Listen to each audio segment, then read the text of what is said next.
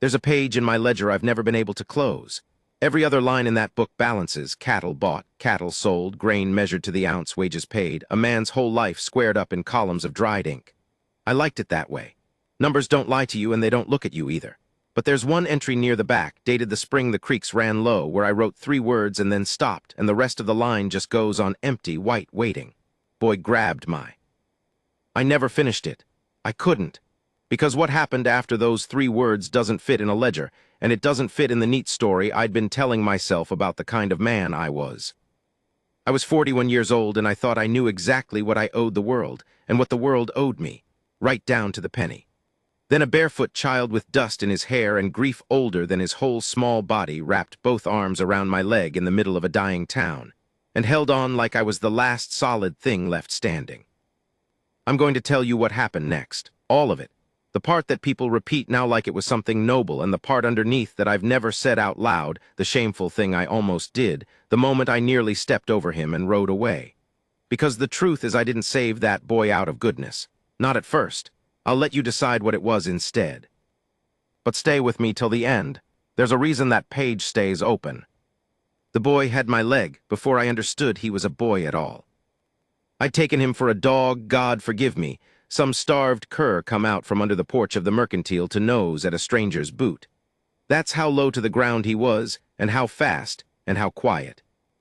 One second I was standing in the churned mud of Red Wing's only street with my hand on my saddle horn, thinking about nothing heavier than whether the freight office would still be open. And the next there was a weight against my shin, a grip through my trouser leg that reached the bone, and a small hot face pressed to my knee. I looked down. He couldn't have been more than 7, maybe 8, but small for it, the way children get small when the food runs thin. Black hair matted flat on one side like he'd been sleeping in the dirt.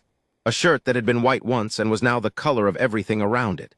And his feet were bare. That's the thing that comes back to me out of all of it, the bare feet in April mud with the wind still carrying winter's edge.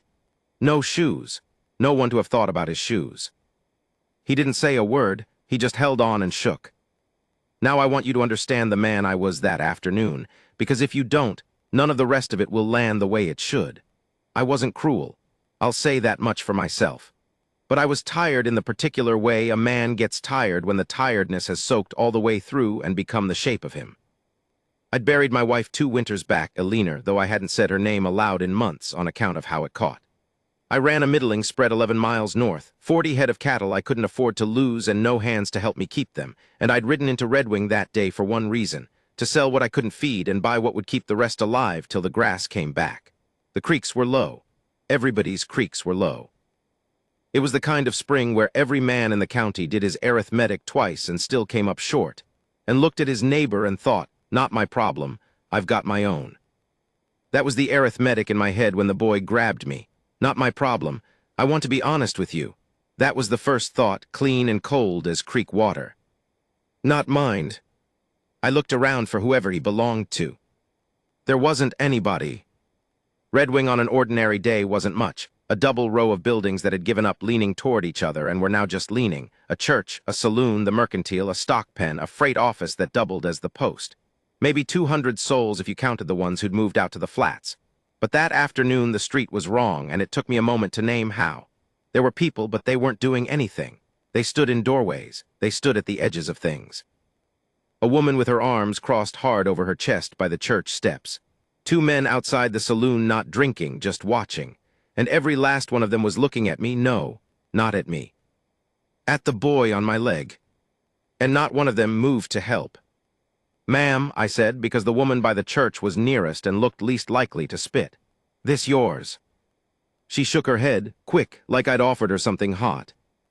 "Whose is he, then?" Nobody answered for a while. The wind came down the street and moved everybody's clothes and nobody's mouth. Finally, one of the men by the saloon called out in the flat, carrying voice men use when they want the whole street to hear them not care. "He's nobody's. Apache. Whole camp of 'em got sick out on the Sweetwater draw. Fever. That's the last of 'em, that one there. Been wanderin' in 3 days now." Apache, the word did something to the street. I felt it do something in me too, if I'm being truthful, some old reflex I'd been handed by men who'd handed it to me the way you hand down a rifle, without ever once thinking whether it should be loaded. In that country in that year, The word came with a whole freight of things a man was supposed to feel, and most of them weren't kind, and I'd never bothered to unpack a single one. Sick with what? I said, because that was the practical fear, and I'm a practical man. Fever in a camp meant fever, and fever could come home on a boy's breath. Nobody's gone close enough to ask, the saloon man said, and there was a laugh somewhere behind him, low and ugly, and that laugh is the second thing that stays with me, right alongside the bare feet. Because I understood it then. Why the street was standing still, why the woman flinched. These people hadn't failed to help the boy. They decided not to. They'd looked at a child alone in the world, and they'd done the arithmetic, the same arithmetic I'd done 10 seconds earlier, and they'd come up with not mine, and then they'd gone one step further and made it a law among themselves, unspoken, the way a town does. Leave him. Let him wander till he wanders out. Don't touch what's touched. Somebody'd probably left a heel of bread out where he could find it, and told themselves that made them decent. And the boy knew. That's the part I can't get past even now. Children know. He'd walked that whole street of grown men and women, 3 days, holding out whatever a starving child holds out, his hunger, his terror. The animal need to be near something that wouldn't leave, and every single door had closed its face to him. And then a stranger had ridden in on a bay horse, a stranger who didn't yet know the rule, and the boy had made his last bet on that ignorance. He'd grabbed the one leg in Red Wing that hadn't yet learned to step over him. I looked down at him again. He was looking up at me now, first time, and I'll tell you his eyes weren't pleading. I'd expected pleading. I think I'd have known what to do with pleading, could have hardened against it the way you harden against a beggar's practiced wine. But this was worse. His eyes were just asking. A plain question, the plainest one there is. Are you going to leave me too? No drama in it. He'd asked it 200 times already that week and gotten the same answer, and he was asking it again because a body has to keep asking or lie down and quit, and he was too young yet to know how to quit. My hand was still on my saddle horn. I could feel the leather warm under my palm. All I had to do was mount up. I'd sold my 4 cull cows, I had the freight to arrange. I had 40 head north of here that needed me, and a dead wife's chair on my porch that nobody sat in, and a ledger that balanced. I had a whole life that added up. And this small shaking weight against my leg, this didn't go in any column I had. I want to tell you I felt my heart break open right there, and I scooped him up and the town wept. That's not what happened. What happened is I reached down and I took him by the shoulder. Gently, I did have that much in me, gently, and I peeled him off my leg. His fingers didn't want to let go. I had to work them loose one at a time, and each one was so light, so thin, that I could feel every knuckle, and he made a sound when the last one came free that I have heard in my sleep more nights than I'd care to count. Not a cry. A small the sound of a thing bracing for the fall. It's already fallen 100 times before. And I put my boot in the stirrup. I'm telling you this because everybody in this county tells the other version now, the nice one.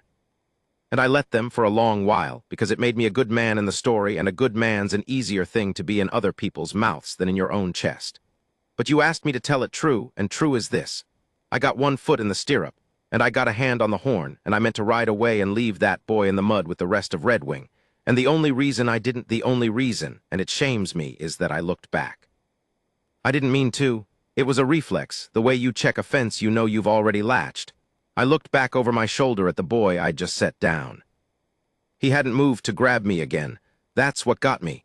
Any other child would have lunged, would have made one more try. He hadn't. He just sat down where I'd put him, right there in the cold mud, and folded up small and put his face against his own dirty knees, and he was waiting. Not for me. He'd already written me off. He'd learned that fast that day, the way he'd learned it 200 times. He was just waiting for the next thing, whatever it would be, wind or dark or nothing, with the terrible patience of a creature that has stopped expecting the next thing to be good. And I thought of Alina. I don't know why. I've turned it over 1,000 times and I can't make it make sense, except that grief doesn't file itself by category. Alina and I never had children. We'd wanted them. We'd have them soon, we always said, when the spread was steadier, when the year was better, when the arithmetic came out right. And then there wasn't any more time to be waiting on the arithmetic, because the fever that took the Sweetwater camp had a cousin, and it had come through our valley 2 winters back, and it had walked into my house one October evening, and it had not walked out until it took her with it. And I had sat by her bed for 9 days doing the only thing left to do, which was to not leave. Just that, to stay when staying couldn't help, to be the thing in the room that hadn't gone. I looked at that boy folded up in the mud. waiting for the world to leave him one more time, and something in me that I'd thought the fever had buried right alongside my wife stood up out of the ground. I took my foot out of the stirrup. The whole street watched me do it. I felt them watching. The saloon men, the woman by the church, all of Red Wing arranged along the edges of the street like a jury, and I knew, the way you know a thing in your body before your head's caught up, that whatever I did in the next minute was going to be a mark against my name in this town for the rest of my life. That's how towns work. They don't forgive you for doing the thing they were too small to do. They make you pay for showing them the size of themselves. I walked back to the boy. I crouched down in front of him, slow, the way you'd approach a hurt animal, and I stayed there until he lifted his face off his knees and looked at me, wary now, because he'd seen me leave, and a boy learns not to trust the ones who come back. "You got a name?" I asked him. He didn't answer. Maybe he didn't have the English. Maybe he had it and had just decided words were another thing that had failed him. "All right," I said. "That's all right." And I put out my hand not to grab him, just held it there, open, in the space between us, the way I'd have offered it to a colt. "I got a place," I said. "North of here, it's not much. There's a creek that's low, but it's not dry, and there's a roof, and there's more food than I can eat by myself, which is the truth and not a kindness. I'm no good at kindness." My voice was doing something I didn't recognize. "I'm not gonna leave you here. I did leave you a minute ago, and I'm sorry for it, and I'm not gonna do it again. You understand? You don't have to understand. Just, I'm not gonna do it again." He looked at my open hand for a long time. Then he looked at my face, checking it, the way you'd check a bridge before you trust it with your weight. And then, slow, so slow, like it cost him something he didn't have much of left to spend, he put his small, filthy hand in mine. "I've made a lot of trades in my life. I've got a whole ledger of them. That one's not in the book. There's no column for it. But I'll tell you, it's the only trade I ever made where I walked away sure, all the way down, that I'd gotten the better end." Behind me, somebody in that street of good, decent, frightened people made a sound of disgust. I heard it. I didn't turn around. I lifted the boy up. He weighed nothing. He weighed like a bundle of kindling, and I could feel his heart going against my chest, fast and light as a bird's. And I carried him to my horse, and I set him up in the saddle. And I felt his hands grab the horn and hold it the way he'd held my leg with everything he had, and I swung up behind him. "Freight'll keep," I said to nobody, to Red Wing, to a leaner maybe, to the version of myself that had wanted to ride away. And we rode north out of that town with the whole street watching us go. And the boy sat rigid in front of me for the first mile, and the second mile, waiting still for the trick, waiting for me to change my mind and set him down on the road, because that was the only shape of the world he knew. Somewhere in the third mile, he stopped waiting. I felt it happen. I felt the exact moment. His small back, which had been held so straight and hard against whatever was coming, went soft against me all at once, all his weight coming to lean on my chest, and his breathing changed, got long and slow, and the boy fell asleep between my arms with the reins going right past his sleeping face, 11 miles from the town that hadn't wanted him, on the way to a home he didn't yet know he had. I rode the rest of it barely breathing, scared to wake him, scared, if I'm honest, of how much I didn't want to. His name was Nayan Isgani. I learned that later, and it took me a week of trying to get my clumsy mouth around it before he'd correct me, which told me he was starting to trust me. A boy who won't correct you doesn't care if you get him wrong, and a boy who does is telling you he's decided to stick around long enough for it to matter. Around the ranch, I mostly called him Nay. He answered to it. He'd have answered to about anything those first weeks, so long as the voice saying it stayed. But I'm getting ahead of myself, and the getting ahead is a coward's trick. Jump to the sweet part, skip the hard middle. There was a hard middle. There's always a hard middle. Because a boy who's been left 200 times doesn't come into your house and become your son because you carried him 11 miles. That's not how a wound works. He came into my house and he watched me. That's what he did those first days. He watched me the way I watch weather, constant, looking for the turn, cataloging every one of my movements against the moment they'd become the movements of a man about to leave. He wouldn't sleep in the bed I made him up in the back room. I'd find him in the mornings curled on the floor by the front door, where he could hear a horse being saddled, where he could catch me going. He ate like every meal was the last one, fast and low over the plate with one arm curled around it. And when I set food in front of him, he'd look up at me first, every time, checking, and I understood that in his short life food had been a thing that got taken away. And I made myself never once reach toward his plate, not even to help him, because he needed to learn there was a place in the world where the food stayed. He didn't talk, not for a long while. And I'm not a talker myself. Eleanor used to say she married a fence post that could ride. So we made a strange, quiet pair, the two of us, moving around each other in that house that had been so empty I'd stopped noticing the emptiness the way you stop noticing a sound that never quits. The neighbors noticed, though. Word came up from Red Wing the way word does. Rancher Coyle's taken in the Apache boy. Sick Camp's boy. The fever child.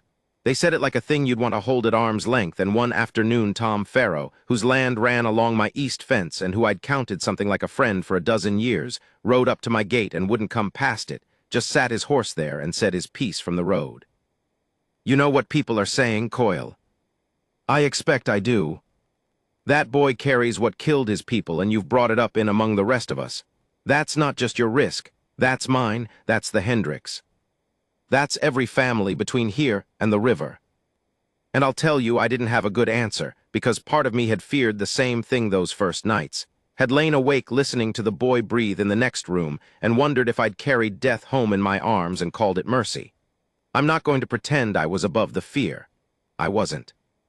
But by then Nay had been in my house 11 days, and there wasn't a mark of fever on him, and I'd started to understand something that the whole street in Red Wing had been too scared to walk close enough to see.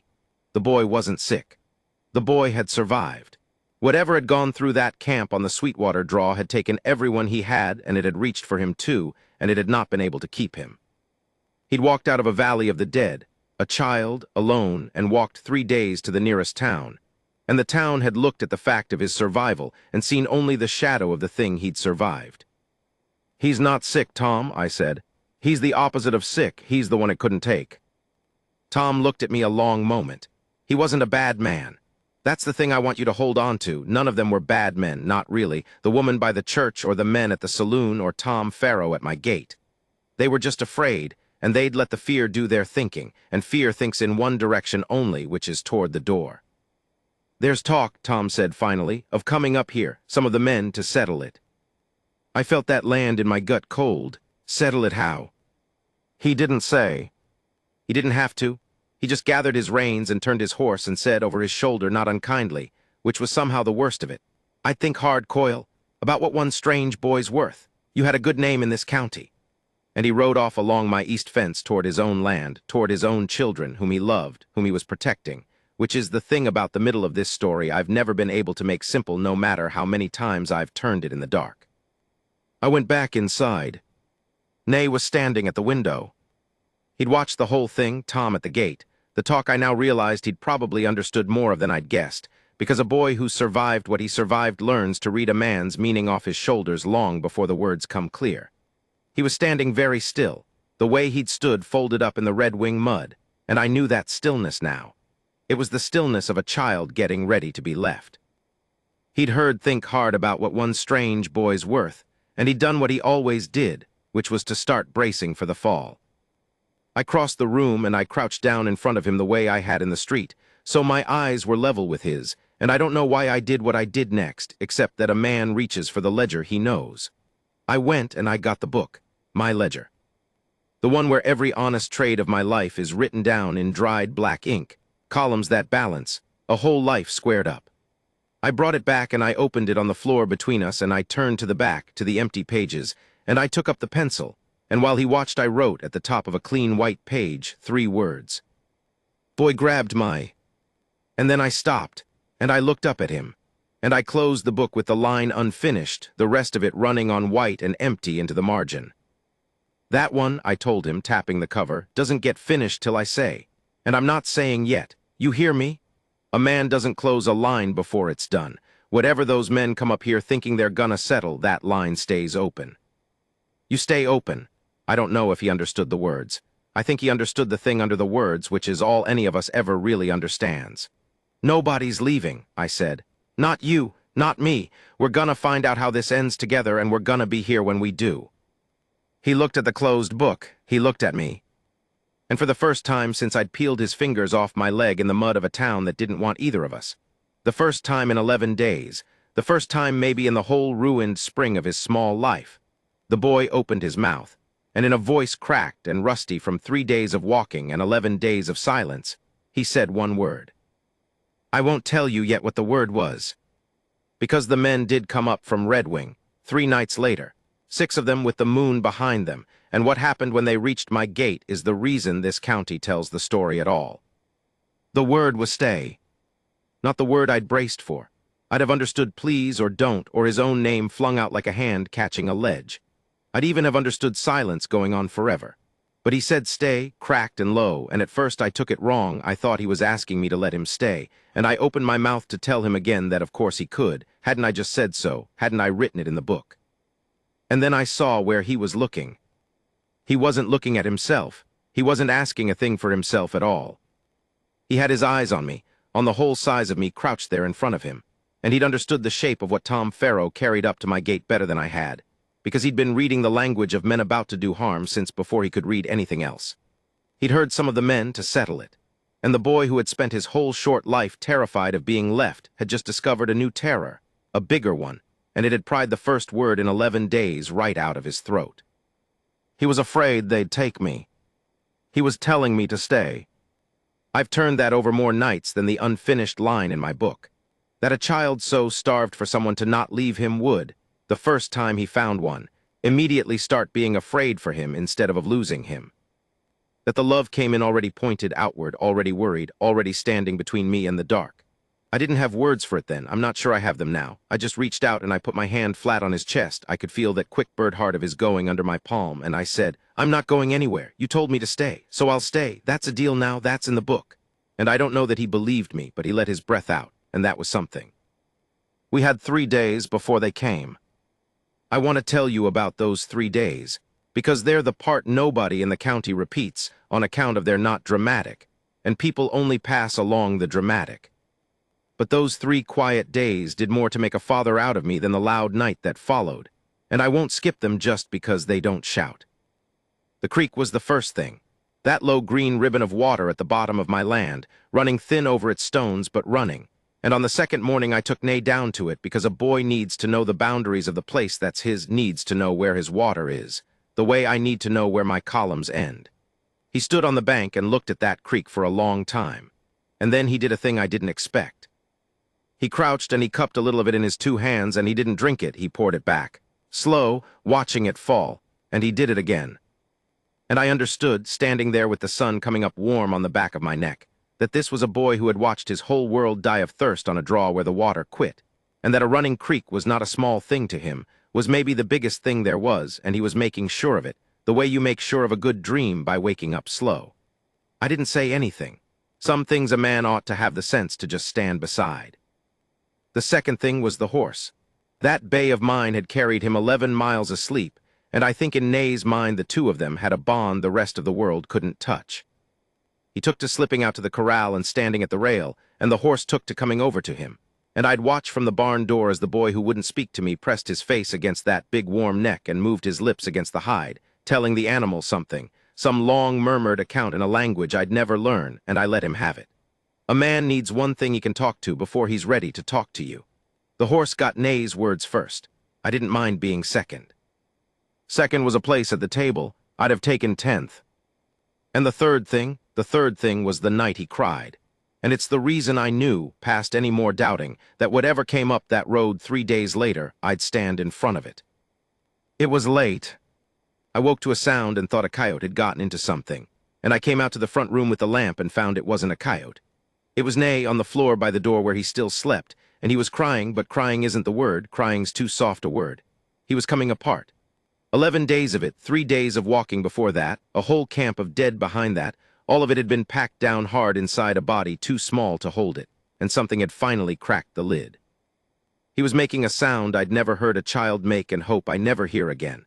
And when I came near, he flinched hard, ashamed, trying to fold it all back in, trying to be small and quiet and unbothersome so the man wouldn't have cause to leave.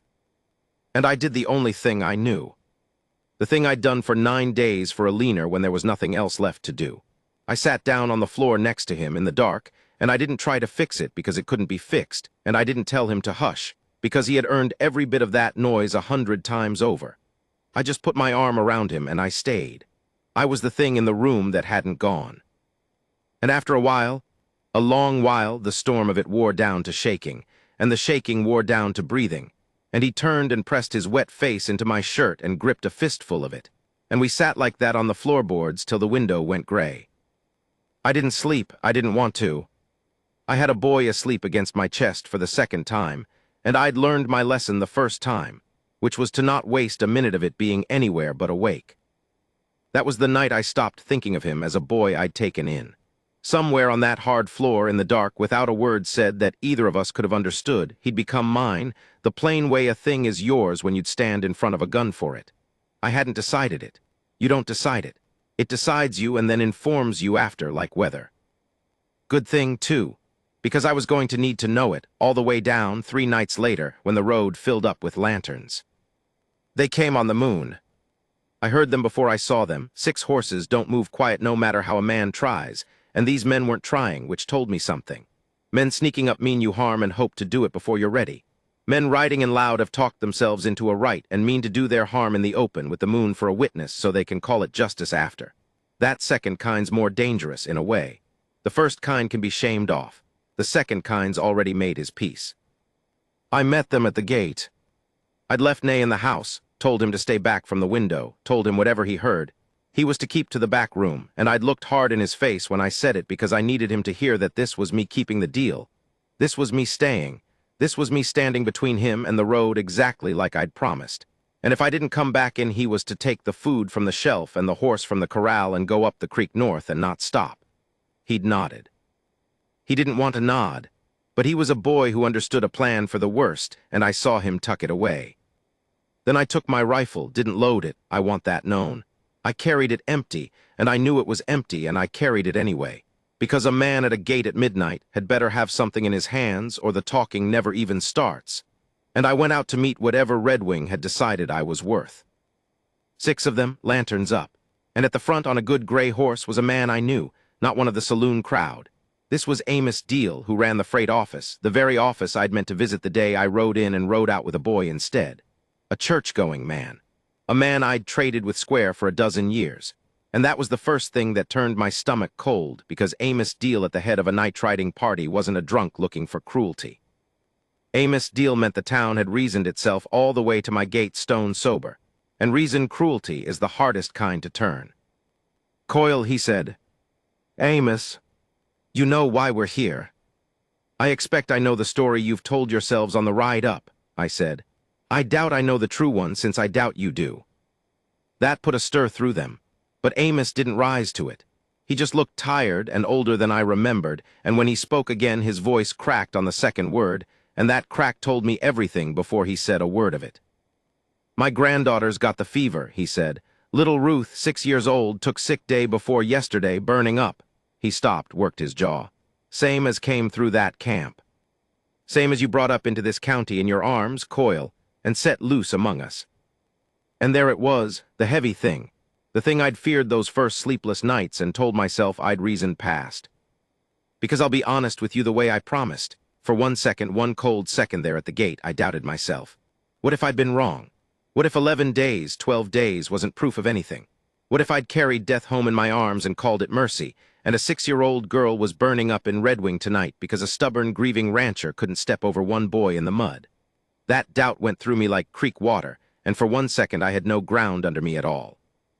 And then I found it again, not because I'm brave. Because I'd sat by a sick bed for 9 days and I'd learned the one thing that sitting teaches you, which is what fever is and what it isn't. And I knew that whatever was burning up little Ruth Deal 2 days into it, my boy had come through the far side of 13 days ago without so much as a warm forehead, and a thing that's going to take you doesn't wait 13 days to start. The fear in that yard had a real child at the middle of it, but the fear had the cause wrong. And a whole armed party had ridden up on the wrong cause to do a real harm, and the only man in 100 miles who could see it clear was standing at the gate with an empty rifle. Amos, I said, and I made my voice as steady as I could make it, because a man's voice is the only rope you get to throw across a thing like that. I am sorrier about Ruth than I've got words for. I lost a leaner to a fever in my own front room, and I sat with her 9 days, and I know exactly the size of the fear you rode up here carrying, because I have carried it, and it is the worst weight there is. I'm not going to stand here and tell you your fear is foolish. It's not foolish. It's just aimed wrong. You don't know that, said one of the men behind him, younger, a Hendricks by the look ready. You can't know that. I know it better than any man alive, I said, because I've got the proof of it asleep in that house. That boy walked out of the Sweetwater draw. You hear me? Out. Whatever took his whole people couldn't take him. He's been under my roof near 2 weeks, and there's not a mark of sickness on him, not a cough, not a warm brow, nothing. He didn't carry the fever to Ruth. He can't have. A thing that meant to kill him would have done it long before now. What that boy carries isn't the sickness. I had to stop and get my own voice back. What that boy carries is the fact that it can be survived. And if you'd stop being afraid of him for 1 minute, you'd see he might be the best hope you've got. That landed strange in the yard. I saw it land. 6 men who'd ridden up shore, and now not one of them was quite as sure, because I'd said the one thing none of them had let themselves think, that the child could come out the other side. Amos Deal sat his horse and looked at me, and his eyes were wet in the lantern light, and his hands on the reins were shaking, an old man's hands, a grandfather's, and he said the thing that broke the night open. "Then you come." "What?" "You come," he said. "You come down to Red Wing tonight and you sit with my Ruth like you sat with your wife. You that knows fever. You that so sure the boy came through it. You come put your hands on my granddaughter and prove your mercy's worth a damn, or you stand there behind your gate with your empty gun." He'd seen it, of course he'd seen it. Freight men know the weight of a loaded rifle by how a man holds it. And let us take the boy and settle our fear the only other way we know how. And there it was, the real one. The decision with no clean side to it. Because I'd made a deal 3 nights back, on the floor with a boy who'd cried himself empty against my chest. Stay. He'd spent his one hard-won word to ask me to stay, and I'd put my hand on his heart and told him it was in the book. And now the only way to keep that boy safe from 6 frightened men was to leave him. To ride 11 miles down to a town that hadn't wanted either of us and sit through the night by a stranger's child. And leave Nay alone in that dark house with the food on the shelf, and the horse in the corral, and the terrible instruction to run if I didn't come back. Keep the deal and lose him. Break the deal to save him. I stood at that gate with the moon coming down cold on all of us, and I understood there wasn't a way through that didn't cost. There's the thing they don't tell you about doing right, that half the time it's not right against wrong, it's one love against another, and whichever way you step, you're stepping on something you'd have died to protect. I looked back at the house. He was at the window. Of course he was at the window. I'd told him to keep to the back room, and he'd disobeyed me for the first time since I'd known him, because he'd heard the horses, and he was a boy who'd learned that you watch the thing that might take everything. You don't hide from it. Hiding's how it takes you. He had his face and his 2 hands pressed white to the glass, and he was looking out at me at the gate ringed by lanterns and men, and even across that dark yard I could see it on him. The old stillness, the bracing, the boy getting ready to be left. He'd told me stay, and he was watching the exact moment he'd been dreading his whole life climb up over the hill toward him again. He couldn't hear the words. He couldn't know I was about to leave him to save him. He could only see it. He could only see the man he'd bet his last hope on turning his horse toward the road. And I made the decision. I'm not going to tell you here whether I kept the deal or broke it. Not because I'm being cruel with you, because there's no way to say it in a sentence that wouldn't lie about how it felt. It wasn't a clean I chose the town or I chose the boy. What I did that night was stranger than either, and harder, and it's the whole reason the county tells this story at all, and the reason a page in my book stayed open 13 more years. I'll tell you this much. I turned from the gate. I walked back across that yard toward the house, toward the small white face at the window, and every step of the way I could feel 6 men watching my back and 1 boy watching my front, and I had never in my life been so exactly caught between 2 things I could not put down. I reached the door. I opened it. I opened the door and Nay was already backing away from the window into the dark of the room, the way a hurt thing backs into a corner, and I understood he'd made up his mind about what was happening out at that gate. He decided I was leaving. He decided the men had come and the man had turned, and this was the shape of the world coming true one more time, the way it always came true, and he'd started already the awful work of getting ready to survive it. So the first thing I did was get down on my knees on the floor in front of him, so I wasn't a tall thing looming with a rifle, just a man on the boards at a boy's level, and I set the empty gun down beside me where he could see I'd let go of it. "Listen to me," I said. "I need you to listen even if you can't get every word. There's a little girl in that town, 6 years old. She's sick, bad sick, the kind that took your people. And her grandfather's out there at my gate, and he's so scared he's about to do a terrible thing, and the only way I know to stop him is to go down there tonight and sit with her. Try to help her. Try to bring her through it the way somebody should have been there to try to bring your people through it, and wasn't. His face didn't change. He was watching my mouth like it might turn into a fist. That means I have to leave, I said, and I made myself say it plain, no soft edges, because I owed him that. Tonight, for a while, I have to break the deal I made you on this floor. I told you stay, and now I'm telling you I have to go, and I know exactly what that is. I know what leaving is to you. I know I might be the 201st person to walk out that door on you, and I know it might be the one that breaks you clean through. My voice went then, I let it. But I am coming back. You hear the difference. Every other time somebody left, they were leaving you. I'm not leaving you. I'm leaving to keep those men off you, and there's a whole world of difference in that, even if it feels exactly the same from where you're standing. I need you to hold that difference for me. Just hold it, even if you can't feel it's true. Hold it till I get back and make it true. And I did the thing that scared me most. I took the ledger down off the shelf. I'd been keeping it up high, don't know why habit, and I put it in his 2 hands. You keep the book, I said, the one with the line that isn't finished. A man doesn't come back for a lot of things, but he comes back to finish his book. You hold that and you'll know I'm coming, because I'd sooner die on the road than leave that line open forever. I closed his small fingers around it. Now, if I'm not back by the 2nd night, you take the food and the horse and you go up the creek north like I showed you, and you don't cry for me, you just go and you live, because that's the only thing you could ever do that make the whole thing worth it. You understand? Living's how you keep the deal, not staying. Living. He looked down at the book in his hands. He looked up at me. And then Nay and his Ghani did the thing that turned the night. He shook his head. Not the flinch. Not the bracing. He shook his head, slow and certain, a boy refusing, and then, before I could stop him, before I even knew what he was about, he stepped past me, past the empty rifle, and he walked to the open door, and he walked out into the yard, out under the moon toward the 6 men and their lanterns, small and barefoot and alone, straight at the thing every instinct in his body had spent his whole life teaching him to run from. I came off that floor like the house was afire. Nay. He didn't stop. He walked out into the middle of my yard, halfway between me and the gate, and he stood there in the lantern light where every one of those 6 men could see him full, the boy they'd ridden 11 miles in the dark to be afraid of, and he turned around and he faced them. A child. Facing down 6 armed men on horses. And I stood frozen in my own doorway, not breathing, because I finally understood what he was doing, and it was the bravest and most terrible thing I ever saw. He was showing them. He pulled his ragged shirt up. He stood in the cold and he showed them his thin chest, his arms, turned so the lantern light fell on him. And he pressed his own palm flat to his own forehead and held it there and looked at Amos Deal, held his own hand to his own cool brow so the old man could see, look, no fever, look.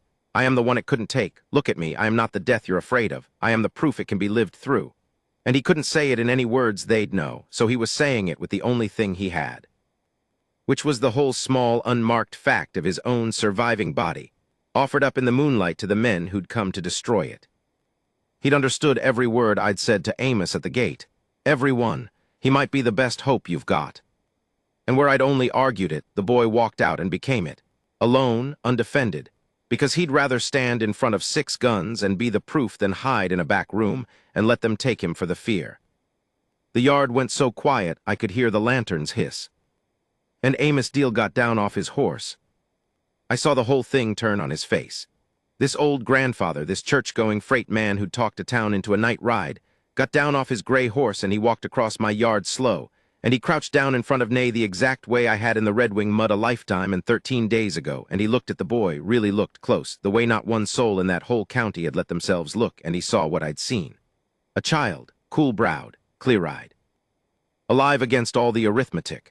And Amos Deal put his own old shaking hand up next to the boy's, against the boy's forehead, feeling for the heat that wasn't there, and when he didn't find it, his whole body sagged like something had been cut, and the sound that came out of him wasn't a word either. It was just a man setting down a weight he'd carried up a hill in the dark, and found at the top he'd carried for nothing. Coil, he didn't turn around, his voice was wrecked. Get your horse, get the boy too if he'll come, if he came through it. He couldn't finish. He tried again. If he came through it, maybe he can be in the room, maybe Ruth can see him. Maybe a scared child ought to see another child that lived, mourn she ought to see any doctor, I don't know. God help me, I don't know anything anymore. Just come, both of you, please. So we went. Not me leaving him, not me keeping the deal or breaking it. Something I hadn't had the wit to imagine standing at that gate, a third road, and the boy himself had walked out and opened it. We went down to Red Wing together, all of us, 6 night riders and 1 rancher and 1 Apache boy on a bay horse, down the 11 miles under the same moon, except this time nobody rode ahead and nobody rode behind. We just rode, and somewhere in the 3rd mile I looked over and Nay had gone soft in the saddle again, asleep, worn all the way through, the ledger still clutched to his chest with both arms even in sleep, and I had to look away and work my jaw a while before I could see the road right. Ruth Deal lived. I'll tell it plain because it doesn't need dressing. We sat with her 4 days, Amos and his wife and me, and it was the fever, and it was bad, and there was a night in the middle of it we all thought was the last one. But it broke. On the 4th morning her fever broke and she woke up thin and hollow-eyed and asking for water, and the first thing she saw when she opened her eyes was Nay. Because he wouldn't leave the room. That's the part the county tells now, and for once the way they tell it is close to true. The boy who'd been left 200 times would not leave that sick room for 4 days. He'd sat by a stranger's child around the clock, this 6-year-old white girl from the town that would have had him run off. And he'd done the one thing he knew how to do because it was the one thing that had been done for him. He'd stayed. He was the thing in the room that hadn't gone. When Ruth woke and was frightened and hurting, it wasn't the grown-ups she reached for. It was the quiet, dark-haired boy who'd been there every time she surfaced, and he took her hand. And I watched a child who'd walked out of a valley of his own dead give the last of his gentleness to a stranger, and I had to leave the room. I went out and stood in the Red Wing street, the same street. The mud was dried now, gone to hard ruts, and the sun was up, and one by one the doors of that town were opening and people were coming out, but not the way they'd come out before, not to line the edges and watch and not help. They came out and they stood near, and some of them wouldn't meet my eye, and some of them did. And old Widow Harmon, who ran the mercantile, came across with a pair of shoes in her hands, small ones, and pressed them at me without a word and went back inside quick before I could say anything. And I stood there in the middle of Red Wing holding a dead child's shoes that were going to fit a living one. And I understood the town was trying, in the clumsy, shamed way a town tries, to become the thing it hadn't been. They don't get to be forgiven easy, I want that said. A pair of shoes doesn't buy back a barefoot child left 3 days in the cold. Tom Farrow at my gate telling me to think hard what one strange boy was worth. That doesn't wash out because Ruth Deal lived. Fear made cowards of good people, and the cowardice was real and some of it doesn't come off. But I've lived long enough now to know you don't get the clean version. You don't get the town that was always good. You get the town that was afraid, and did wrong, and then stood in the street holding out a pair of shoes. And you take the shoes, because a boy needs shoes, and because the reaching is the only apology this life ever really offers. Nayan Isgani is a grown man now. 13 years I had him. He grew up on the low creek, and he never did stop pouring a little of that water back before he drank, all his life. Some private thanks I never asked him to explain. He learned my English, and he taught me some of his words, and we ran the spread together. And it got to be more than middling, got to be in time, one of the good ones in the county, and men who'd once ridden up in the dark tipped their hats to him on the road, and he tipped his back, which was more grace than I'd have managed. He and Ruth Deal stayed something to each other their whole lives, brother and sister nearly, the 2 children the fever tried for and couldn't keep. He was kinder than me. He was braver than me. Whatever I gave that boy, I got back tenfold, and anybody who tells you I saved him has the ledger backwards. Because I was a grieving, hollowed-out man riding into a town to sell 4 cows, and a barefoot child grabbed my leg in the mud and gave me my whole life back, and the arithmetic on that will never balance no matter how I run the columns. He left this spring. Grown men do. Went west with a wife and a wagon and a piece of land waiting, and it was right, and I stood at my gate, that same gate, and watched him go up the road, and I didn't cry for him because I'd taught him once that you don't cry for the ones you're letting go to live. You just let them, and I had to eat my own hard lesson standing there in the dust. Before he climbed up on the wagon, he came and found me. He had something in his hands. It was the book. My ledger, his ledger by then, I'd given it to him years back and never asked for it. He put it in my hands and he said, "You finish it now, old man." That's what he called me. Old man, said it soft. I opened it to the back, to the page.